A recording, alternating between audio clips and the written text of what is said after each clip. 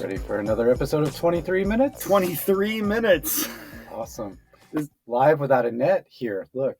We're live. We're live. How did that happen? No net. We're no net. No net. This is live. 23 minutes. Okay, here we are. Here we are. All right, it's going to be our first live video. And I'm Lou. Jeff. And we picked a good topic. You got a pretty good topic to think about today. I do. I heard somebody say something the other day about nonlinear aging.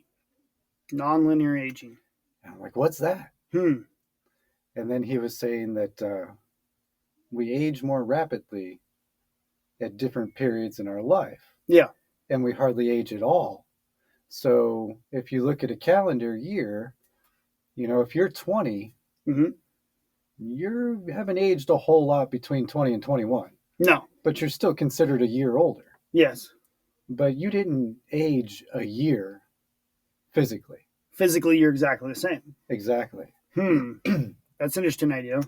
And then there's these periods of life when we age more rapidly. Yeah. Like I'd say maybe in our 40s. I mean, I know in my 40s, aging seemed a little more than a year at a time. You could really feel things kind of catching up. Yeah. I may have aged 2 or 3 years this year. Full disclosure, we're old guys, all right? We're proud to be old men, but not cranky old men. Not cranky old men. We have reached our wisdom stage, right? Yes. Hopefully, and as fathers.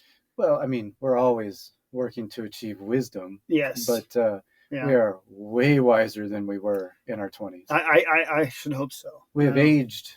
We have aged. Psychologically. Like fine wine. Mentally. We indeed are our age. We are. Whatever our age is. We're getting kind of lost in the age thing. So perhaps, emotionally and mentally, we do age linearly. We age linearly. Yeah, like with the seasons. But physically, no, we do not age in a linear manner. Well, I mean, do you feel the same as you did when you were a teenager, like in your head? In my head, I think about, what were you thinking? To my teenage self. Yeah, so we're a little wild. That's where I appreciate wisdom. Yeah. That's where I can appreciate wisdom. I guess what I'm saying is maybe I don't feel older. Like I feel like I'm just kind of it's a continuation. Like I don't get this sense of time in the same way. I don't know. Time goes faster as you get older. Now that's true.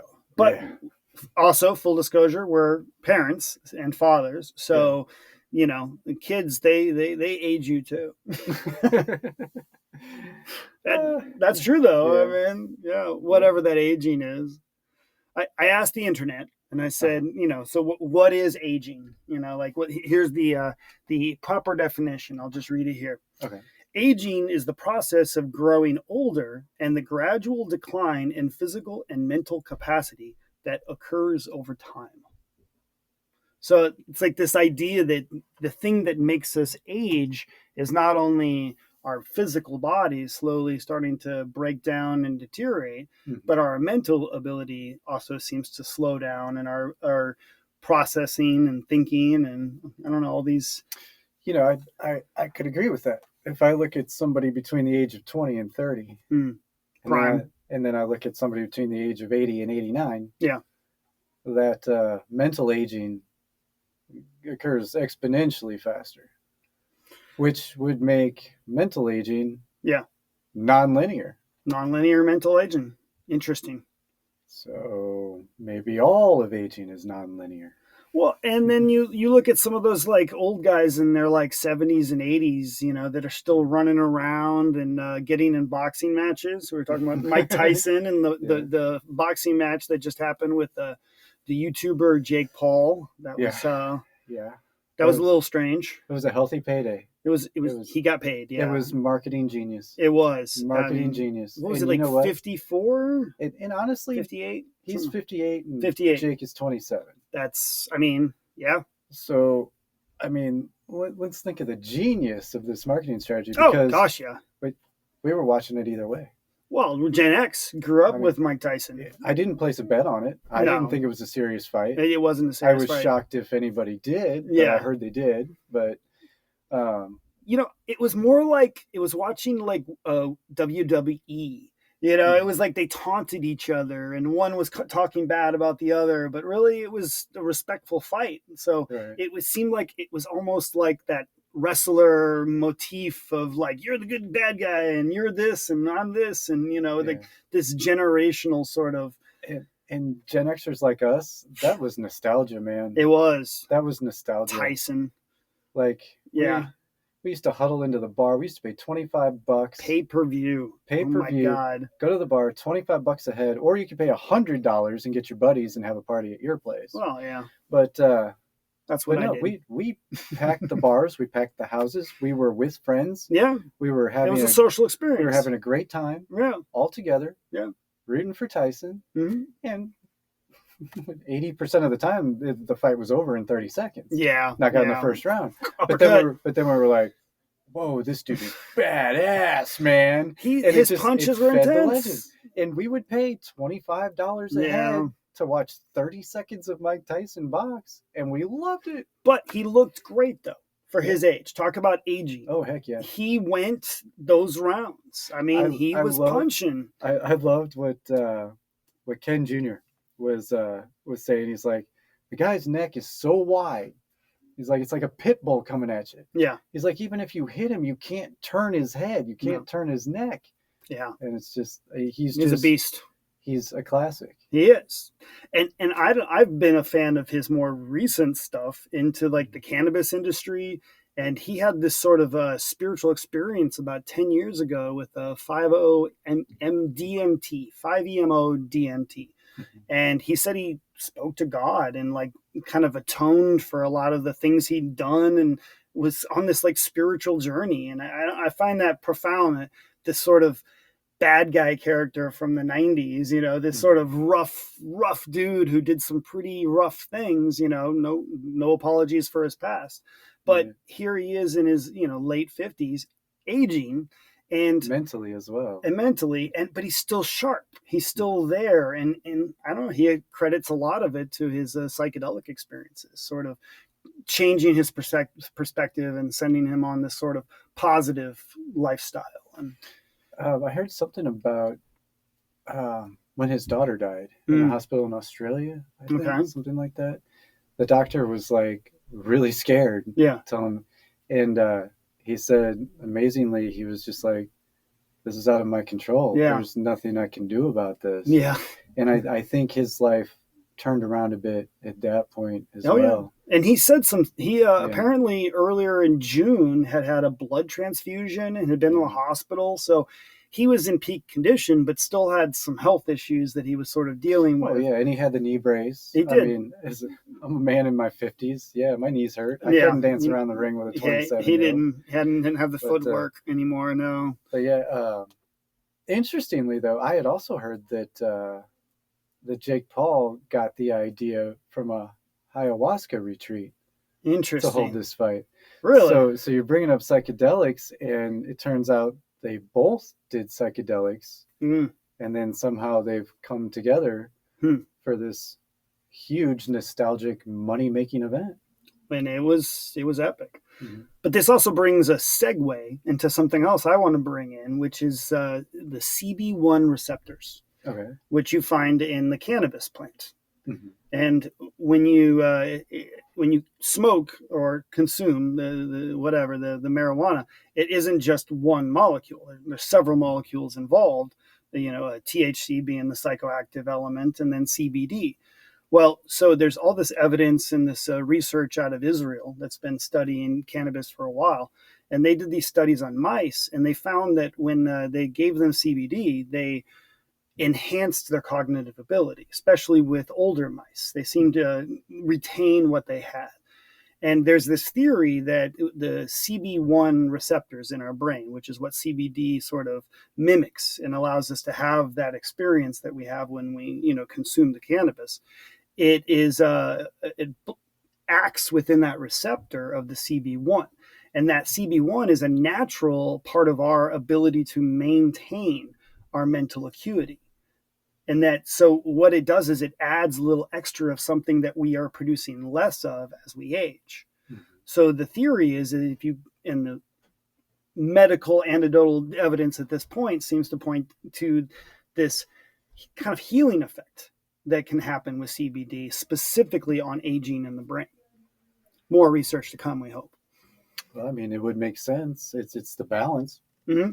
If we have a balance in nature, environmental factors kill humans. Yeah. Environmental factors can heal humans. That's true. So, the earth, plants. It's like the Mother Nature creates this sort of already built-in medicine that we find out about that literally acts within the receptors of our brain, mimicking it and allowing us to sort of have longevity and have more blissful experience maybe with life, kind of slow things down a little bit. Yeah, we got a long life ahead of us as we age. And a lot to learn. We do. And unlearn. Back to that wisdom idea. Unlearning is the key at this point. Isn't it funny, Lou? It's kind of like in having kids and raising kids is also the same thing. That point in their lives where the innocence is lost. And then they realize, wow, the real world is not as magical as I always knew it. Now it is magical, but there is a reality to it. Yes. Talk about a great letdown. Yeah, I mean, and then they have to rebound and recover. And so as we get older, the older we get, jaded is a good word. We can get jaded, yeah. We can get jaded. We can realize, there are monsters, and it's like history is messy. And then you realize that you're fallible. And you realize that you're mortal. Oh my God. Oh. I remember I was freaking out when I realized that I was mortal. Like, this pleasure bus isn't going to ride forever. And boy, that was terrifying. And that's the finish line too. When we're talking about aging, like that's the moment where it's finish line. That's the done. It's kind of like no rush. I mean, no wonder people try to reverse aging at any cost, at any rate. Big business. Nobody wants to cross that finish line. Yeah. Nobody's in a hurry. This is a marathon, not a sprint. Yeah. When you type in aging into Google, there's a lot of products selling. Like they want the beauty cream, keep your skin, from aging, keep your mental ability. Here's some Alpha Brain, so you stay a cognitive 60-year-old. The search for the fountain of youth. The fountain. Well, isn't that? I think they call those the little blue pills. Is that the fountain of youth? But you got medicine for everything, right? Exactly. It's all about you want to act and be like the young person still within you. Yeah, but I mean, and I like how you said medicine as it should be. I mean, natural medicine is as it should be. Yeah, because it seems like pharmaceuticals are, also they can do a lot of good, but they can do a lot of harm as well. Ooh, so it's kind of like navigating synthetic nature. Yeah. When it comes to pharmaceuticals. Well, and that's the other side that the Google seems to get into is this idea that as we age, we can no longer sort of consume the processed foods we once did. Mm-hmm. We can't drink the way we once did. We can't, do the things. We can't run, that distance just automatically without our knees hurting. It's. And I can tell you intuitively, I agree with that 100%. Because, the other day I bought a box of Twinkies. Oh. And I was so excited. I'm like, oh my God, it's been so long since I had a Twinkie. And I open the box and I pull out a Twinkie and I'm like, last time I had a Twinkie, it filled my hand. It was this big. I'm like, what's this? This is a pencil. This is a little stick. So I eat this little Twinkie. Yeah. And I'm like, that doesn't taste like a Twinkie. Wait, was this Halloween candy? Did you take it from your kid? No, it was a sale at the grocery store. It was a sale. And I'm like, I told my kid, I'm like, you know how long it's been since I had a Twinkie? A Twinkie, nice. It's like, Dad, those are gross. Yeah. And I'm like, I don't remember them as gross. But I got to see for myself. I got to learn for myself. Yeah. I tried a Twinkie. I'm like, you're right. These are gross. These are gross. I couldn't believe it.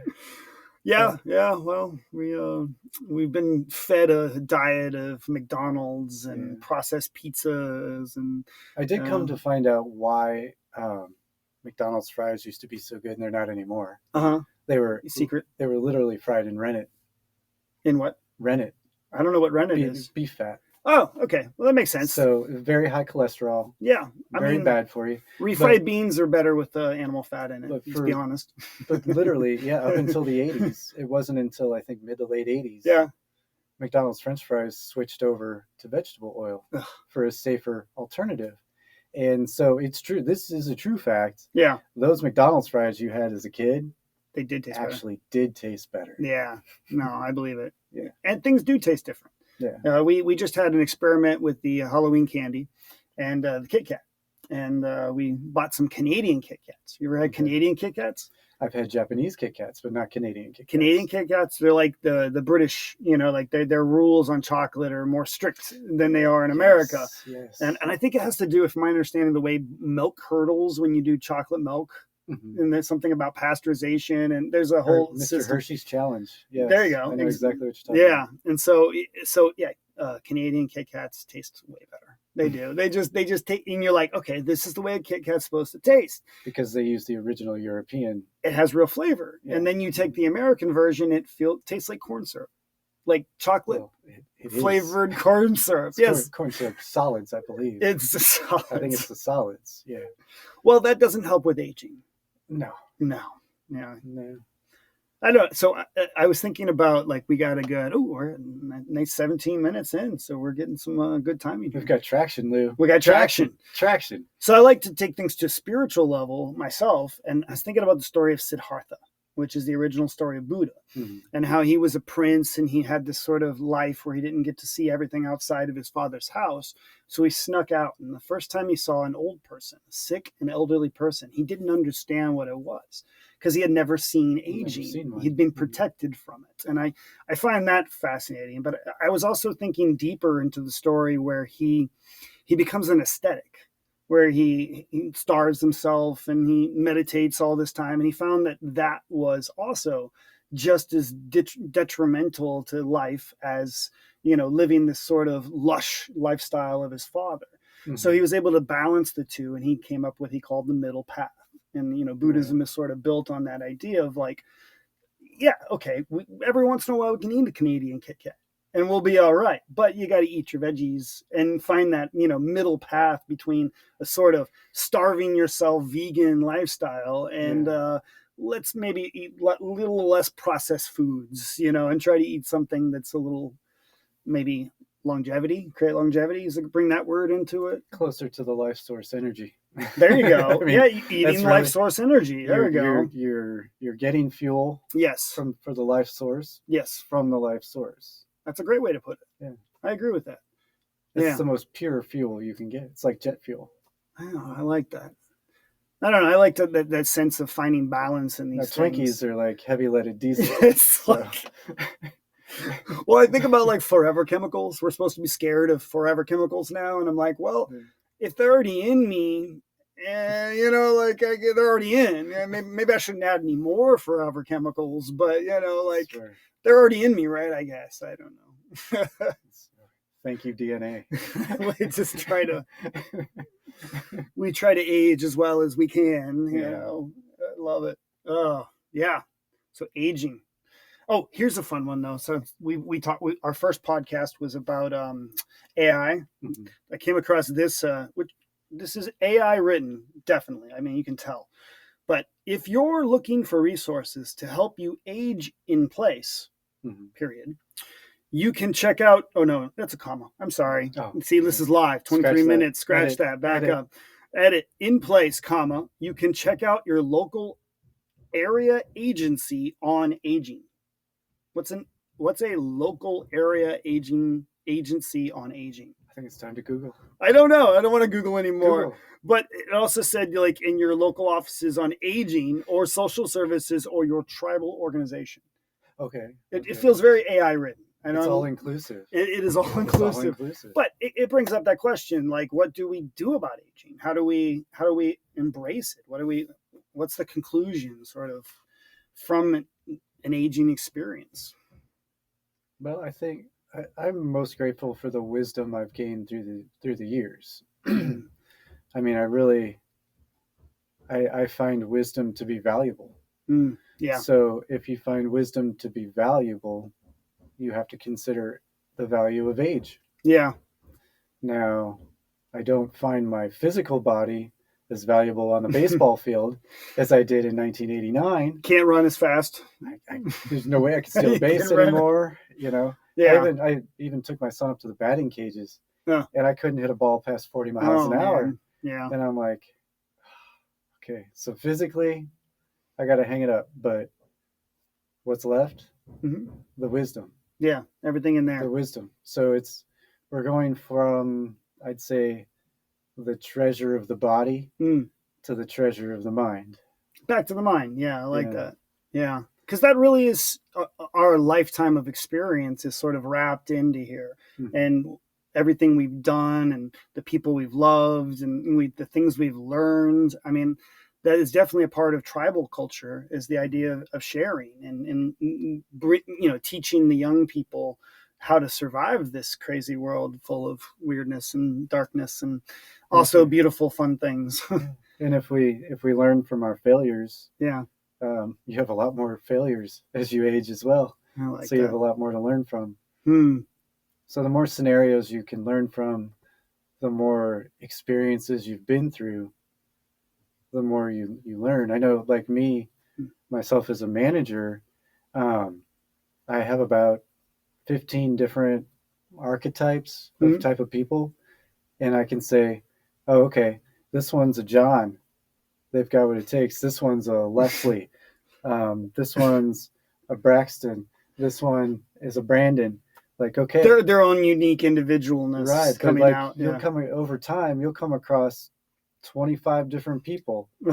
But as far as personality, work ethic, performance, it's all the same breed. It's like they're cut from the same cloth. We're all cut from the same cloth.